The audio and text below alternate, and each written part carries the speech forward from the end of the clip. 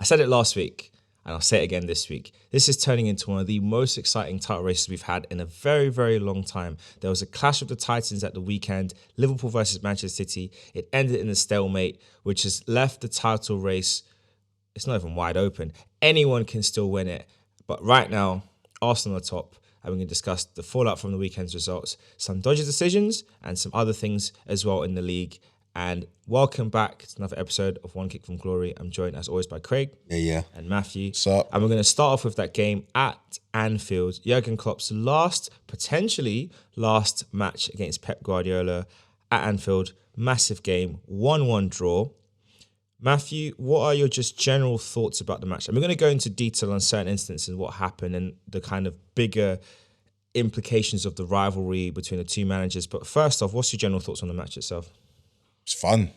That was fun. Proper, cagey, end-to-end, eventful, just like vibes and just straight up great football. Everything but the Saudi Grand Prix wasn't. That was a great watch. It was a great watch. And in hindsight, a draw is possibly a fair result, possibly fair.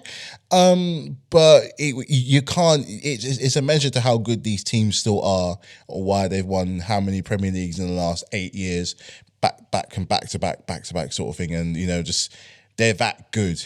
It was never going to be like a split sort of thing. Man City got there first with that really creative goal from John Stones. That's been practiced. You can tell so many times. So, I kept watching it before, and it's fine. It's like he got himself into such that perfect space to trick the goalkeeper and get his foot right, just beyond Keller. That was a great little goal. And obviously, Edison remembered, he probably got bored or something and then just did his thing, gave away a penalty and whatever. But it was good.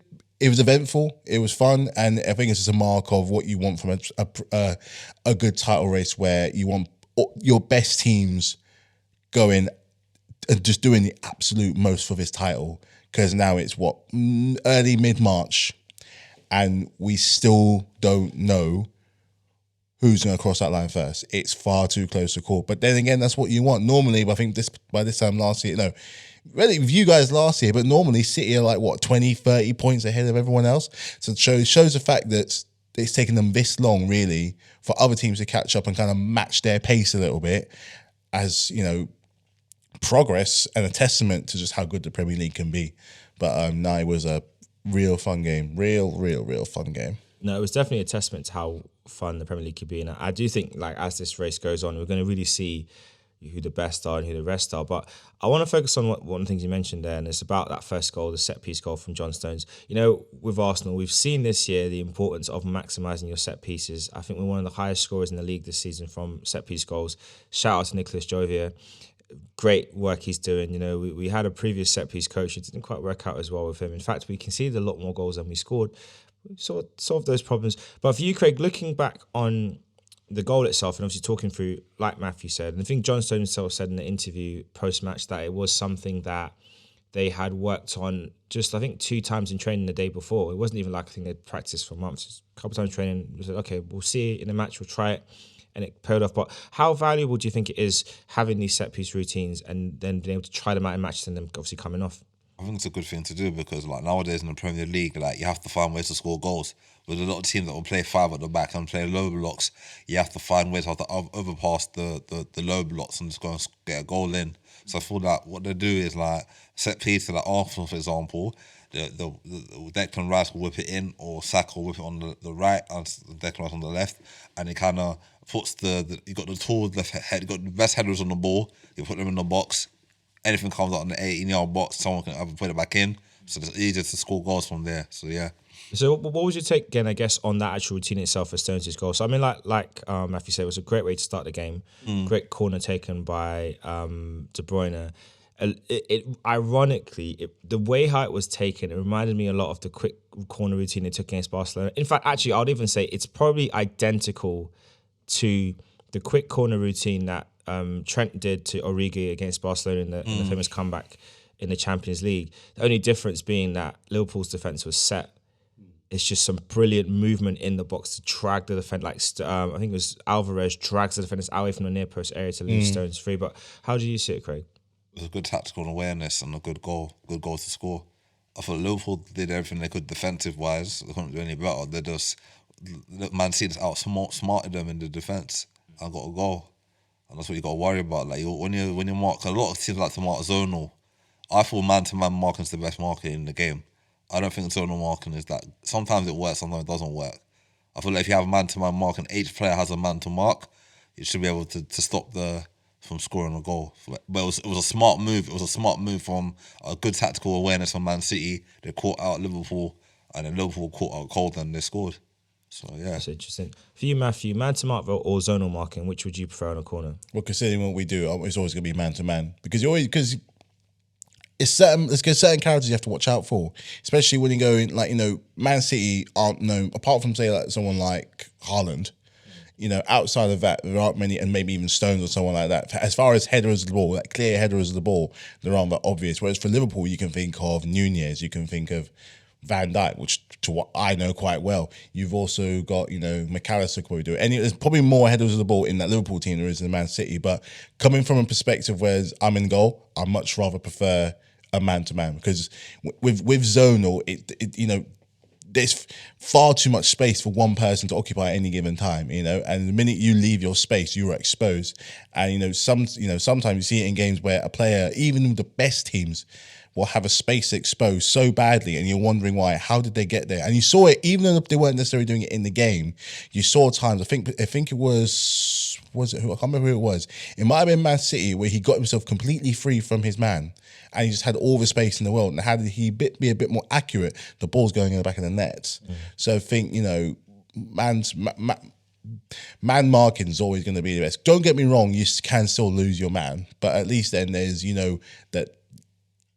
You can swap it around, you're not gonna watch him anymore. You're gonna watch him, sort of thing. Whereas with zonal, it's just too opportune. It benefits the attacker far too well. It really does. I think it depends how you do it because I know with Arsenal we do like a mixed zonal, mixed man marking system. So you have like your three main blockers in the middle, kind of having the zone, but also picking up the player that goes into that zone. Then you have the ones that will watch those that are coming from the edge of the box that are man to man tight on them. You have your near post person. And then you have your far post person, or I say fast post area. No one's on the post anymore. I don't know why teams have stopped doing that, putting players in the post. It just seems weird. Because even there was a goal Man United conceded the other day, and if they had a player on the post, they would have cleared the ball away comfortably. But obviously there was no one there, so I think it was Onana couldn't reach it. But yeah, I don't know why teams have moved away from that. But obviously the other big incident in this match was the penalty for Liverpool. And having watched it back.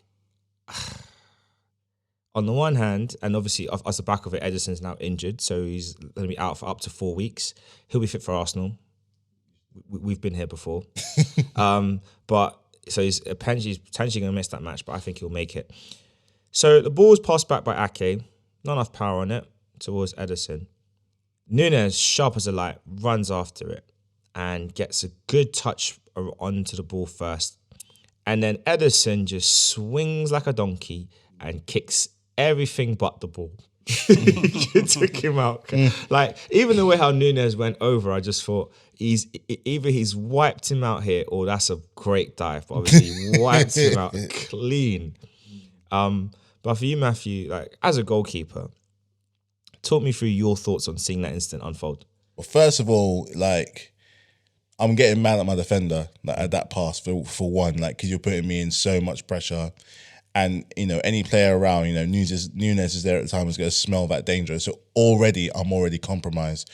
So one or two things is going to happen. Is either going to, the best thing you can do, really, and how the ball was going was quite difficult because it was at a height where you can't necessarily just go to ground because you still run the risk of going for the attacker.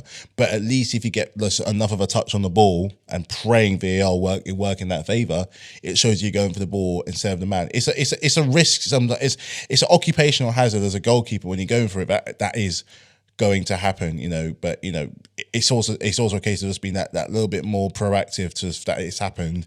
You've recognised the pass, or you just charge out like hell. It's one thing that as a sweeper keeper, that's what you're meant to do. That's why he's there. So it's amazing to see that has been quite a blunder that he has done on his part, where he's got it that wrong, that badly, to the point that he's proper swung his leg, and Nunez has gone over like he's been clotheslined or something, which is mad. So it probably would have been he had to come out. He had to come out, but if the ball was at a slightly better kind of height, he could have slid down on the ground. At least then you have more chance of your body getting the ball. So, but at the same time, it's a 50-50 chance. He was gonna contact with Nunez no matter what happened. Yeah, it was just great play from Nunez to get to see the opportunity to get there, and then of course, McAllister, cool as you like, put that away. I mean, I guess for you, Craig, like the penalty from McAllister itself, like I just liked his whole approach to it. The fact that he didn't even bother looking at the goalkeeper, he was staring at the ball the whole time, cool, calm, composed. Do you think the fact that he's coming off the back of, I think he scored in the shootout in the World Cup as well, didn't he, in the final? Mm-hmm. From that experience, winning the World Cup in a high pressure match, do you think that has now given him this sense of, like, he's played and done the most high pressure thing he'll do in his career? Everything else since then is not going to be of that same kind of level of stress, I guess. Definitely, because scoring in the World Cup final is pressure. You got your whole country backing you. The whole country back comes depending on you to score the winning penalty or score the penalty in the game to win the game. So he's a big game player. He scored penalties for Brighton as well. A lot of people forget he's set penalties for Brighton as well.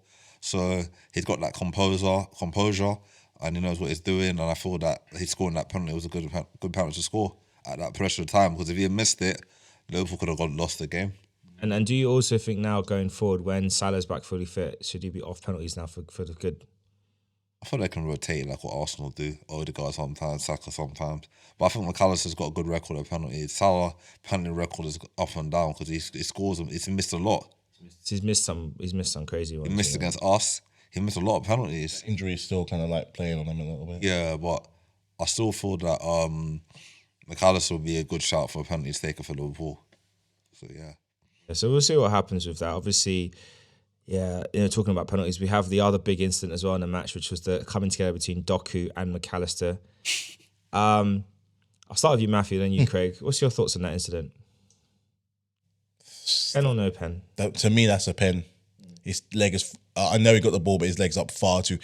Isn't there a case of, I know he got the ball, but the fact his leg was that high, like it was almost to the point that it was at his head, like that was almost a carbon copy of the 2010 World Cup final, like practically kicking him in the heart, and that was a straight foul in that game. In fact, I think he got sent off for that. So he got yellow carded. Yellow carded. So if he gets yellow carded, you have to assume it's going to be a penalty, irregardless. Yes, he got the ball, but it's dangerous play. Oh no, Doku got nothing. Nothing was given. That's dangerous play though. But I think they could have given an indirect free kick if they didn't want to give a penalty. But give something. Yeah, indirect. Craig, what's your take? That's a penalty. Took him out. He got the ball, but the way how the angle, he kicked his chest. His follow through, he kicked his chest. That's a penalty. I think the referee and the VAR bottled it. It's such a big game. I thought if he gave that penalty, then Pep Guardiola would have gone ballistic. He would have gone ballistic. It was also at the end of the game as well. I think it was coming towards the end of the game and it was just like, Slaney done this. Just I feel that like if that penalty could have cost Man City, Liverpool the title, and that decision could have cost Liverpool the title, I don't think Jurgen Klopp would be very happy either. Look at that. It could cost them the title. You never know. They've had another incident as well, another game where they won't get the Tottenham game. Diaz's off goal that was not given, which we've all know now is a goal. So that's two matches where they've had, and obviously we had the game against us and the Odegaard handball thing. So, there's a bit of a narrative building for Liverpool to be aggrieved. I just think hold your horses. Season's not over yet, and we'll see how it goes. But I guess just on top of that as well, like outside the penalty instances, there were so many chances for both teams. I remember there's a shot Doku had. He's beat Kelleher. It hits the purse and goes perfectly back into his hand. There was a few other moments as well where I think De Bruyne early in the game tried like a dink to try and chip the keeper and just marginally out. Obviously, he wasn't happy being substituted, and him and Pep had the right go at each other, but that's just normal for them. Luis Diaz. I want to talk about Diaz in way more detail because for me, he put in a 9 out of 10 performance minus the goal. He was just ridiculous. He was up for it. He was like, I'm going to win this game for my team. And unfortunately, didn't score. But how impressed are you, Matthew, with Diaz's performance? He did everything right. He did all the hard work. He did everything he needed to do.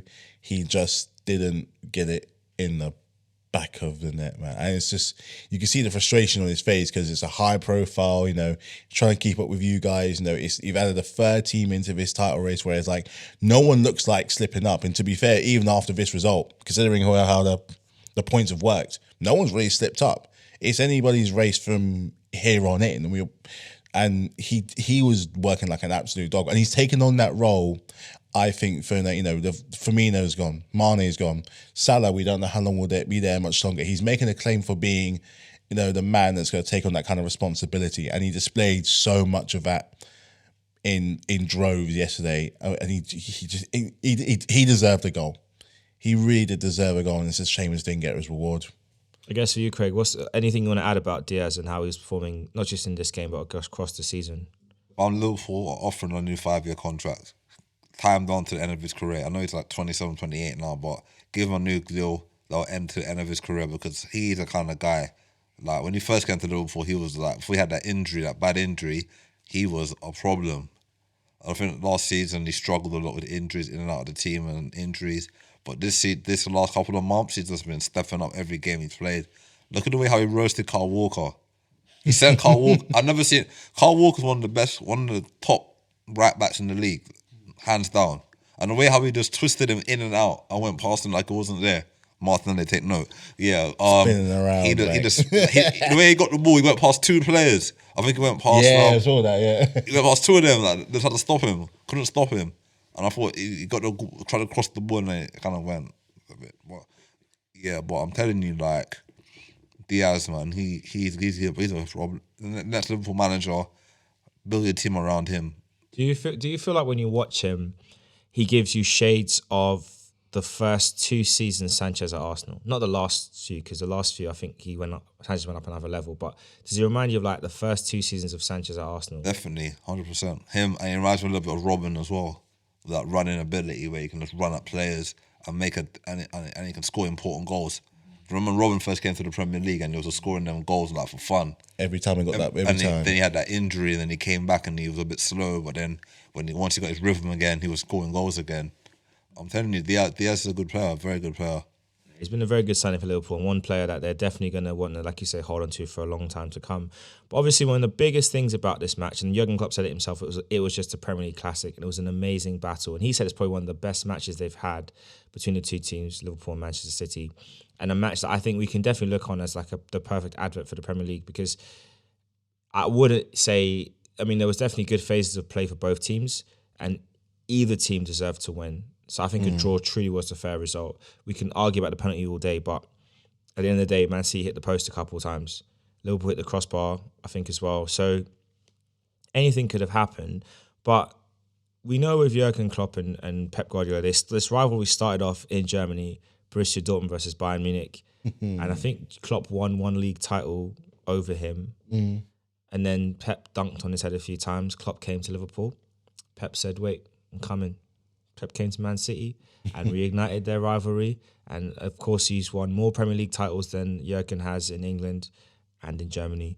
But I think we can safely say that for how they have been able to transform their teams and develop players, they are 2 exceptional managers.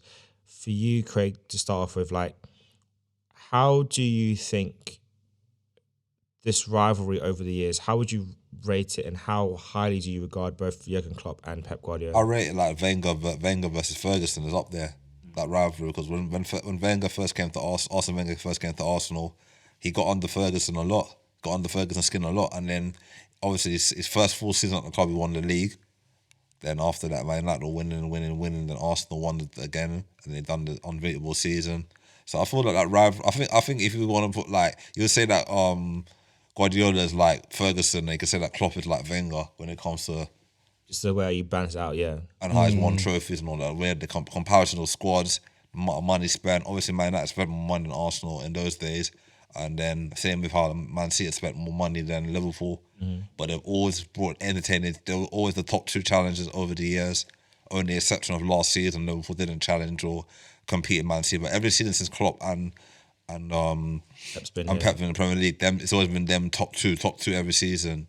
So it's been a good advertisement for the Premier League, and it's gonna be a miss when Klopp goes. It's gonna be a big miss when he goes. So We'll see what Liverpool does next season. If it's going to be, are Liverpool going to be competitive again next season? It's hard to say because it depends what manager they get in and it depends what players stay and go. I can see a lot of changes at Liverpool in the summer. A lot of staff will go in, a lot of players will be going. So it'll be a massive turnover. And you want to see, I want to see how long Pep will stay because remember, Pep hasn't got competition anymore after competition. Got Arteta, but I mean the competition between him and I know it's different, yeah. And he might say, you know what, I've taken Man City as far as I can. Maybe it's time for me to move on soon as well. So yeah, that dominance of them two sooner or later might be coming to an end. Be interesting to see if that is the case. I guess you, Matthew, what's your kind of thoughts on the rivalry and legacy of Klopp and Pep? I think Craig might be right on that, to be fair, and how like you put Fergie with Pep for the amount of what they want and their tenacity and their utter determination to win.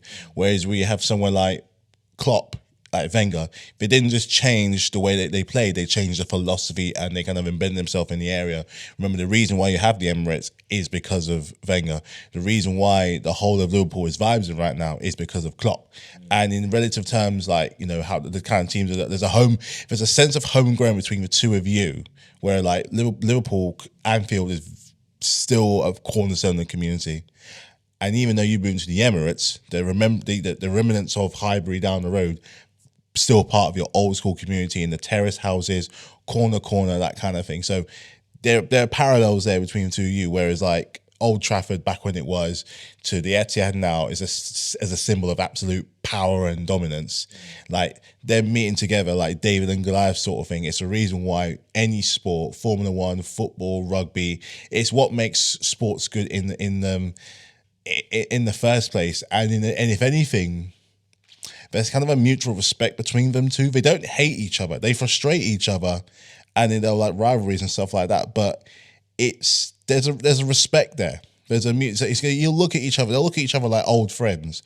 The way that Fergie and Wenger will look at each other, being like, he was my best. It was like Joker and Batman. It's like you complete me, and you're the reason why I wake up early in the morning and do what I got to do to keep up with you. And they both think like that. The only way that's going to change, obviously when Klopp goes, it depends on who comes in, but the only reason that changed in the past between Fergie and Wenger was a certain Portuguese man who came in and turned it on its head. And if that is to happen, how? It won't be the same, because football's changed, but how is it going to happen? Who's it going to be? Who's the one that's going to come in to crack through that mould and stir it up over again? Because we're looking at you're looking at potentially a sort of a new generation of football styles and managers coming through. But we just don't know who it's going to be. Yeah, we're definitely on the verge of that transition period, and we'll see who steps up. Obviously, Arteta's doing well, and we need a title and some more trophies. Xabi Alonso on course to win an historic title in Germany. They've still got a 10-point lead, and hopefully they can maintain at the end of the season. Still a way to go, but they're doing really well. Obviously, Xavi had a bad time at Barcelona, but he won the league last season, so he's not totally rubbish. It's just not well appreciated. There's other coaches around the world that are highly regarded, and people like them. And then you've got the guy at Old Trafford. But anyway, we're not going to talk about them today, but we are going to talk about Arsenal. A nice, hard-fought win at home against Brentford. We definitely made a lot of work for ourselves, and we're going to talk about that a bit more. But before getting into the negatives, I want to talk about the positives. And let's start off with the man of the hour, Mr. Benny Blanco, a.k.a. Ben White. Some people call him... Anyway, Ben White, Benny Blanco, man's on fire this season. 2 assists in the match, man of the match for all of us. Put the ball on a sixpence for Rice and, of course, for Havertz. For you, Craig, just how impressed are you with Ben White, especially how much he's developed post-Dubai? Start of the season, he was really struggling and he got dropped a couple of games. I remember Tomiyasu was starting ahead of him. And then obviously Tomiyasu had his injury problems, and then Ben White got back into the team. But since Dubai, it's just been a different player, rejuvenized and everything. He's just a different type of player. I think on Saturday, what Brentford were doing, they played 5 at the back. So every time Saka got the ball, two or 3 players were on him. So for the first goal, the ball came back to Ben White and he crossed it in, and then Declan Rice beat his man on the header and scored the goal. For the Havertz winner, same thing. Saka got the ball, 2 or 3 players were on him. So every time Saka got the ball, 3 or 4 players were on him. So when Saka got the ball, Two guys on him, played it back to Ben White. Ben White had loads of space and then whipped it in right on the head of Havertz. I feel like Ben White is the most improved Premier League player. Since January, I would say he's improved a lot. And if we continue the way we're continuing, hopefully we can win some trophies this season. I don't know what trophies. Only two trophies in Champions League and Premier League. So we've got a massive game against Man City coming up, end of the month.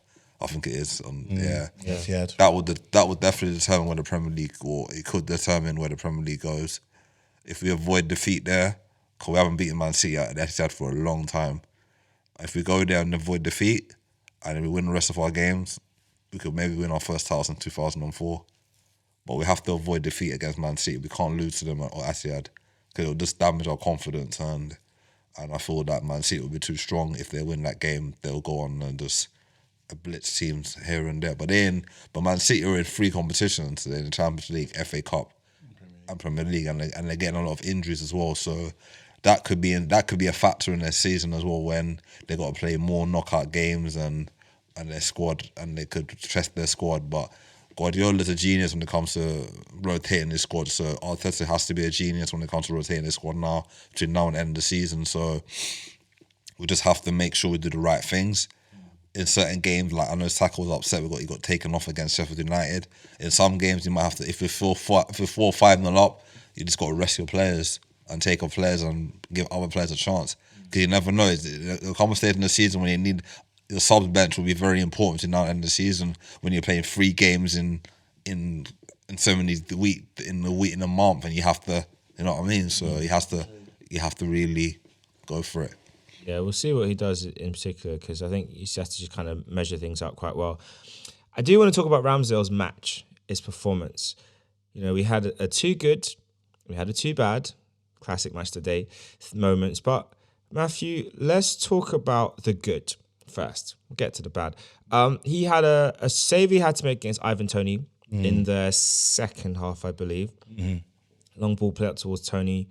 I think he took a touch, and then went for a left foot volley, saw Ramsdale off his line, and Ramsdale clawed the ball away. Superb save, and had a string of saves in the first and the second half prior around his, just to show how good he was. But how did you rate his performance? And do you think as a whole, it kind of again further justifies why Arsenal have moved on from him in a way? Like, it's a shame that incident is going to be the 4 thing, because there was a lot in that game he did, like, let's talk about the good stuff really first. well. But the good stuff, that is to kind of claw that away in a hard fought match, just shows you that he was, like, he's ready, and the level that he's still performing at is still so high. You know, when you bought him, it was a controversial thing, because, like, he'd been relegated twice, but he was also Player of the Year twice. So it shows that, there was good, like, stock to work with in the first place. And since he's been there, you have slowly elevated at a level. It's no surprise that since being there, you've gone up the table there and there. And for last year, he was there for pretty much the whole time, and you got to second. So the only thing, so it was with goalkeepers, it's an age thing, and he's still quite young. So you have to assume that he's going to get better from here anyway. Like, and he still showed yesterday that why he's still very much, he's not going to be going away anytime soon from that first choice. Even without Raya, you still were, you still comfortable. You felt the trust in him when you were there. I mean, and that's for that kind of say, I'll be proud of a save like that. I mean, I couldn't do that now. I'd love to be able to do that. It's such a good feeling when you pull off a save like that in such a high profile game where you have to work hard. Brentford did not make it easy for you, and for all the free scoring you were having, it didn't go all your entire way. So what I also like about him, though, is his crowd work. And I don't think this gets mentioned a lot, is his crowd work. He loves it. He thrives in it. He's a showman. He's an extrovert. Especially on away games. He properly gives it, because he understands the mentality of the Premier League. He understands the stakes of winding up and going up against the crowd, where he knows that he's going to win, he's going to perform, and he's going to absolutely handle it. Like, I mean, I'm going to combine my hot take here, if that's okay. Go for it. I think he should play against Man City. Wow. I think he should play against Man City. Very good hot take there, boy. I think he should. Reason why? His away performances. Put him in that side of the crowd, properly wind them up. You've beaten Liverpool. You've beaten City already. With the injuries they have, let's say Ederson doesn't come back for the game. Because like Craig said, they're fighting on different fronts. And, they've got less to lose than you. Well, they've got less to lose than you do in some kind of way. I'd go and do it. He loves an away game. He gives the bounce back. And there's no better feeling when you come away from a 95th minute winner in the Etihad with your new clutch man, header, cheeky little toe thing. He's going to love that. I mean, I can see the value in it. I can definitely see the value in it. Even with the mistake, I'd still do it. Let's talk about that mistake. Craig, thoughts? He could have passed the ball to Saliba.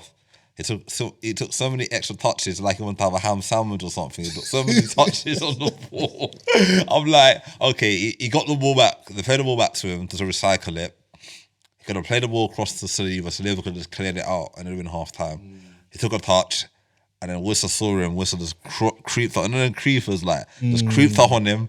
And it came so close to him and he kicked it right onto Whistle, right in the back of the net. I was like, I watched the game at home. I'm like, oh my. You know, it's interesting because Raya had a similar incident against Julian Alvarez earlier in the league match against Man City. Yeah. And luckily for us, on that occasion, it went out for goal kicks. Wasn't any problems. And it was exactly the exact same action in that, the ball's played to the goalkeeper, and he does the little shuffle thing they do, just kind of wind up to get power. And they showed a different angle in the replays of from the bench side, and what you can see is Arteta's gesturing to him to say hit Ben White.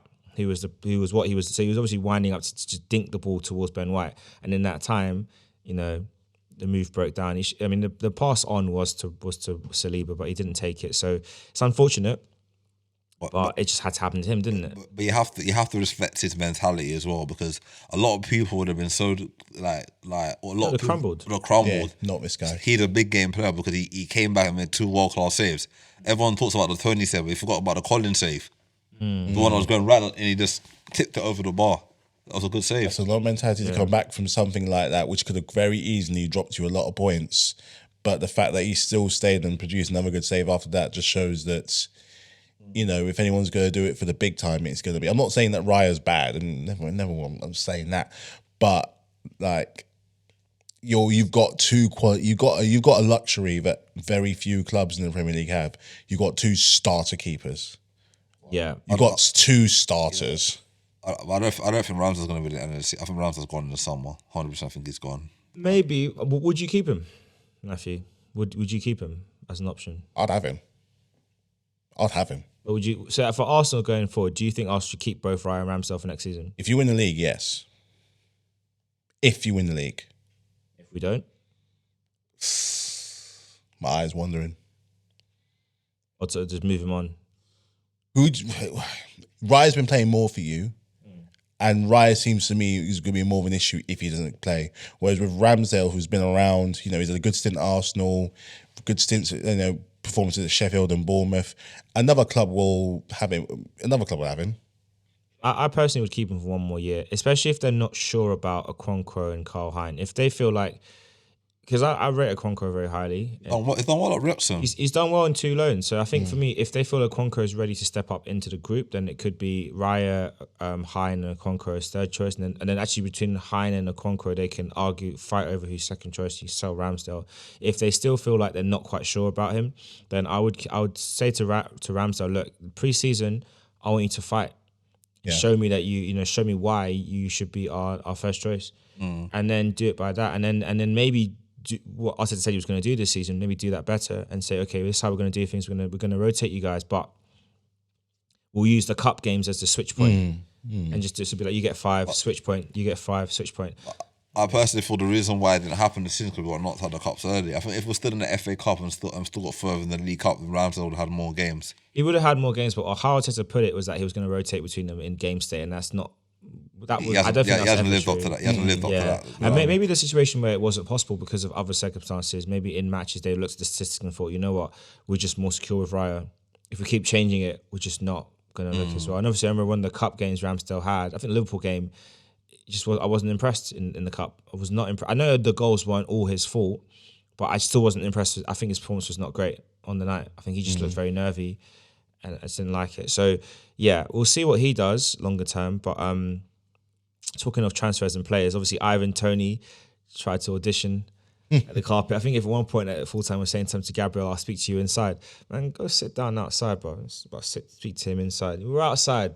He ain't doing nothing. He did niche on the pitch.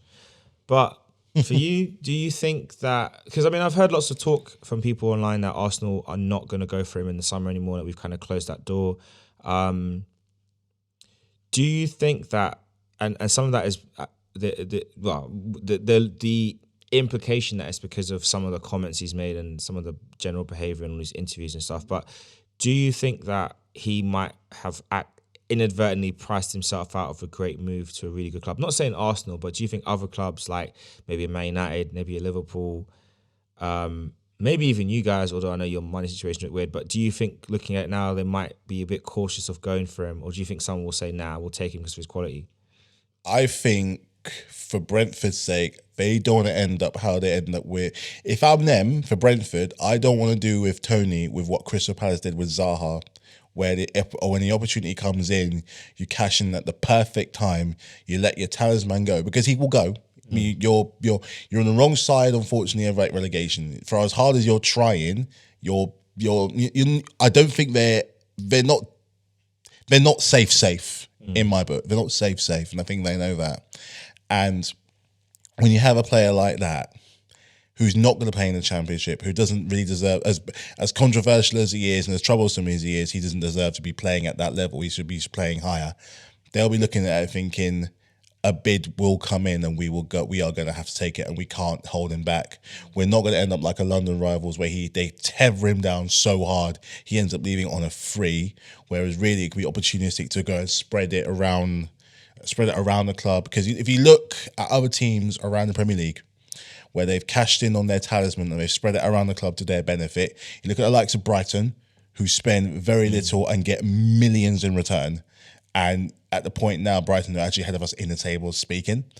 Same with Villa. They cashed in on Jack Grealish. Took them a while to get to where they are now, but even though with the poor result they had against Spurs, they're still very much in the top four. Same with, look at Declan Rice. Yep. Look at Declan Rice. They've spent well. The results haven't been perfect, but they're on the right side of the table. And I think Brentford, and look what Palace didn't do. That's what they didn't do. They brought in more players to kind of complement him, like, your Elises, your Ezes, which is great. But what they didn't do was kind of like move on someone like Zaha, who was getting older, to kind of go around the rest of the club. And with Brentford, they're in a prime position where they can, your cash cow is there, your money problems are looking you right in the face, and he starts up front for you every game. Cash him out, spread it around the club, and bring up, to kind of improve the rest of the squad. All those, the Brightons, the Villas, and who else did I say? Brighton, Villa, West Ham, they've all done it. I put Brentford as a similar, they're a smaller club, but they're going to have ambition. And if I'm them, I'm risking it and cashing him into whoever trying to bid in for him, which personally I think could be either us with our smart money problems, but I think it could be Spurs. I didn't think about them, It could be Spurs. I never really think about them when it comes. I don't think about them in general, but I never really thought about them when it comes to the Tony debate. They need a talisman. As much as they're still scoring goals, they missed that talisman in the middle. That would be the best move for him, actually. 100%. The Charleston ain't it. That actually would be the best move for him. And someone can play out wide. Yeah. Someone can play on the left, and then you can put. I hate to admit, I hate to think, but it's That would be a great transfer. And if they get Champions League this season and he plays in the Champions League, oh my god, that would be a great transfer. problems. I hate to admit, but it'd be a problem. that's a good hot take. That's a great place to go. Because, obviously, the other options you could think of is maybe a Newcastle, because they're having issues with injuries of, obviously, Callum Wilson injured. Isak. We know Isak's had a few injuries since he's been there, so that there's a concern there. Man United need more options, more firepower. Obviously, Hodgson just kept finding his groove, but they don't really have much else as a central striking, goal scoring option. I think West Ham wouldn't make sense to go from Brentford to West Ham. It's a move up, but it's not really that up, is it? Really, it is. It's up, but it's not as up. It's not big enough. He'd rather go to a club that's gonna compete in Champions League. So I'll say either United, maybe the Liverpool need another striker in the summer. Nah, because they got Jota, Nunes, and Gakpo. They're pretty much they're too stacked up. Chelsea need a striker. We do but need. You're not in Europe, so it will be a weird move. But Chelsea's a big club, so if we win the FA Cup, that gets us into Europe. Okay, sorry, you're not in Champions League. No, we're not in the Champions League.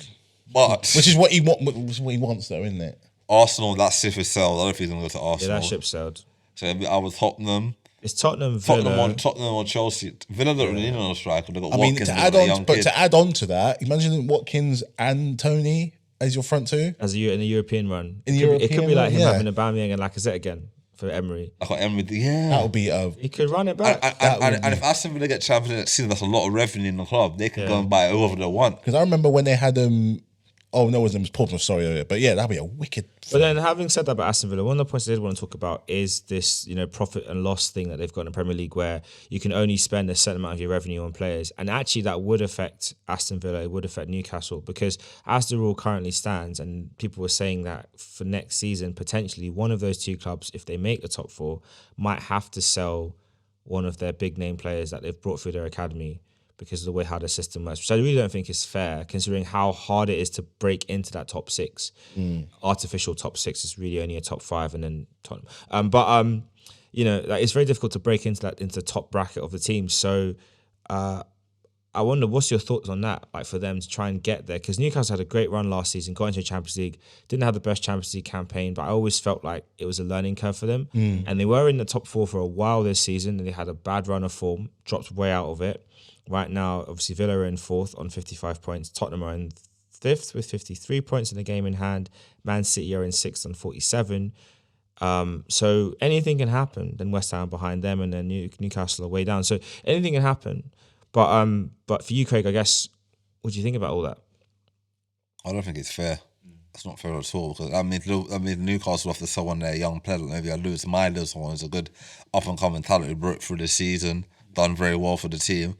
And they'll sell him for, they'll get decent money for him, but it'll be a shame that they have to sell one of the academy players. Same with Aston Villa, maybe they might have to sell like Aaron Ramsey or someone like that. Jacob Ramsey sold Aaron Ramsey to I think he's on to Sheffield United. I think he's on loan. Burnley. It's not permanent, isn't it? Permanent. They sold him to Burnley. Permanent. Oh, Sam, shame. So that means they might have to sell one of their younger players and all that, and they're gonna have to. It's going to be tough. They're going to have to figure something out. I don't like how I understand why these rules have been put in place, but unfortunately, when the opportunity was there to do something, all those years ago, you did niche. And then when the opportunity was done something to punish the big spenders and the big abusers, you did nothing.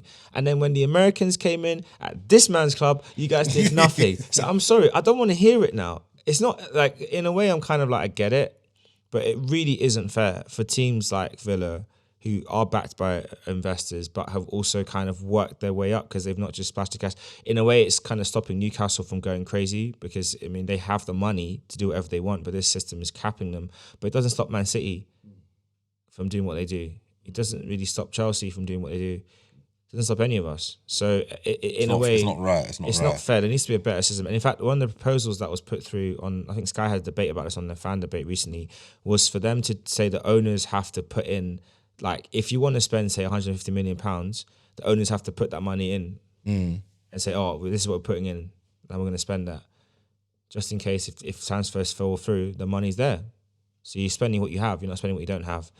That would be a fair system. And then you could also cap it and say that the max amount that a club can... So, for example, you pick the club with, like, the biggest fan base. The example they use is Man United. So you look at what Man United are going to spend in the summer and say Man United are going to spend up to, say, look at Man United's revenues. Man United say they might bring in, like, say, 200 million. You say, okay, all other clubs, you can spend up to that amount, because that's the most money that the biggest club in the league are bringing in. Using them as an example. So that could be a way around it, but we'll see what they do and how they try and figure things out. As things are currently going live in the Premier League as of recording, Chelsea are winning 1-0 against Newcastle. Jackson scored a goal after 5 minutes, set up by the man of the moment, Cole Palmer, after 6 minutes actually. So it's going well. They're leading, they're holding on to that, and we'll see how that matches. Obviously, by the time you're hearing this podcast, you know how that ended. So if it didn't end well for Chelsea, it is what it is. But that being said, for you, Matthew, just a final thing on your club. Obviously, it's been a very, very, very, very, very, very frustrating season. I think it's been a frustrating 2 years. You know, you had Audi TT and you guys threw that away. He has learnt the hard way multiple times now. Just has to pick a better club next time. But what would you say is your glimmer of hope going into for the rest of this season, going into next season? Now, I was talking to Craig as well about, you know, what can Chelsea achieve this year, and he said it's down to Chelsea. Right now, you are in 11th on 39 points. You're almost safe from relegation. But what is the thing that you think your team need to do now to make everything round out? And you still have a couple of a game in hand, so Body to get a trophy. We've got a good chance of doing so. We've got a more favourable tie in Leicester coming up this weekend. That being said, they're basically Premier League ready, so it doesn't really matter. But we've got to try and get to that final. Let's do what we didn't do in the Carabao Cup. Let's go there with some sort of plan, because Liverpool, the team that we played, were there for the taking. I'm sorry, they just were. With a full strength squad, they were playing with kids that I saw in double signs for the next bloody day. So there is no. The run we got there says do that, but better and more. He either needs to get into the top 4, or he's got to win a trophy. wow. That's what he needs to do to get that monkey off his back. Because you know the enough of the fans, and he's already feeling the heat from a lot of players, people around him not doing good enough, and all this kind of stuff. You know, calls for Mourinho to come back. There's even something about Tuchel could possibly coming back. He needs to do something to get that monkey off his back. The very same way how Arteta had to win your favour by winning that FA Cup to give him back chance, which won him that favour. I think this is something that he needs to do. He needs to just. I'm not saying to sack off the league, but just to, when the cup comes up, there's very few odd games that he has, just go. Plus, after that game, it's international break. That's true. It's international break. So he really and truly, he can just put all of his, after this game tonight, just go hard for that FA Cup semi. Just go hard. And whoever who comes with it, we'll take him. Whatever happens, just go hard. Really, go hard. Go hard or go home. Craig, do you think that Chelsea have enough to make that a realistic target, getting the FA Cup and building from there? Or do you feel like Poch's time is done at the club? I feel like they've done a good job. Semi-good job. Eh? When I mean semi-good job, let me land. I feel that, like, obviously it's his first season at Chelsea. He spent a lot of money. But he's not a rookie manager, though. I'm sorry. That's not even true. He's not a rookie manager. It's not his first time managing a club. The guy's been in the league before. He knows what it takes to manage at the highest level. He got the club to a cup final. Didn't win it. Tactical naive. I'll give him that. Got to the cup final. That's actually really In good. the first season, All things considered. he got to a cup final. All the turmoil at the club. Yep. He didn't win it. Unfortunately, didn't win. He's still in 2 cup competition in the quarterfinals of the cup. You beat Leicester on Saturday or Sunday. You get to the semi-final. Most likely you'll play United, or you'll play Liverpool, you'll play Man City again. One of them 3 clubs you'll play in the semi-final. You'll get to Wembley. Hopefully you win a semi-final, you get to the final. Hopefully this time you can break your your cup curse. Wembley curse. Your Wembley curse, because Chelsea back in the day used to win cups like it was a joke. You go to Wembley, that's Chelsea's cup final. They win it. Beautiful times. But you've lost 4 or 5 finals in a row. You've lost at Wembley now. I've lost so many, and I feel that you have to. I thought if you can get into Europe this season, that would be a good season for Chelsea and the manager. That's what I personally feel would be a good season. Well, the FA Cup win will. If you get to a cup final, or if you get into Europe, because Chelsea need to get back into Europe, because all the money you spent. If you don't get into Europe this season, then I can see a 5-star players leaving in the summer. You're going to have to balance your books again, and then you're going to have to rebuild again. And how much longer is this project going to work? Because so far, Operation Bowley has not worked so far. Let's be real, it hasn't worked. You bought an awful lot of players for an awful lot of money who have not delivered. Caicedo has not delivered. Enzo Fernandez has not delivered. Raheem Sterling can play much more better than how he's been playing. The only player that's delivered for you lot, and he's a young player, that's Cole Palmer. That was a bargain. I'm so surprised Man City let him go. He's the only one that's done well for you this season. I think that you got a lot of rebuilding in the summer. You got to get a new defender. I think you need 2 centre backs in the summer. Yeah, striker. Definitely need a striker. You definitely need a good winger. What's happened to Mudryk? Can hardly get games. Can hardly start. Mudryk never arrived. He's on the bench. Yeah. I'd say we need a goalkeeper. And a goalkeeper as well. You definitely need a goalkeeper.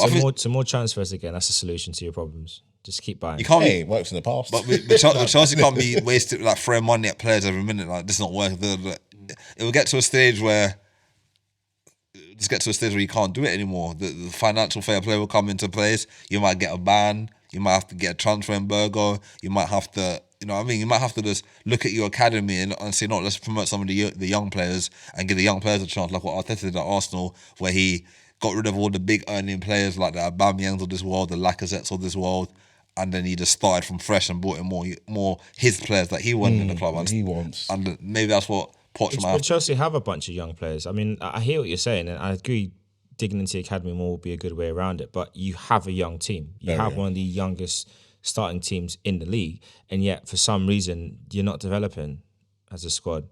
Like, you show promise. Like, you can go neck and neck against Man City. Wow. And then against the Liverpool in the cup final. Like, I don't get it. I don't understand how your team is so inconsistent. You could say it's the youth, but at the end of the day, does it? I always say it. Does he know his best 11? I don't think so. It's a bit of both. I think it's naivety from the team. It's inexperience from the team, but it's naivety from the manager. And the losses we have, some of it is down to the naivety of the manager. Big time. Yeah, that's the thing he needs to figure out, because at the end of the day, you can't keep bringing that bottle job gene with you wherever you go. You know, you picked it up at one club, or named them, but you know which club it was. You need to leave that in the past, all right? You're at a team that wins stuff. You came from a team that were used to winning the league, and you kind of struggled there too. But now you're in a team that is used to winning stuff. Me personally, I don't mind Chelsea suffering and wallowing in mediocrity for another 10 years. I think it'll be fair for the crap they pulled in the past. But I will let the past be the past. It's okay. Their charges will come eventually.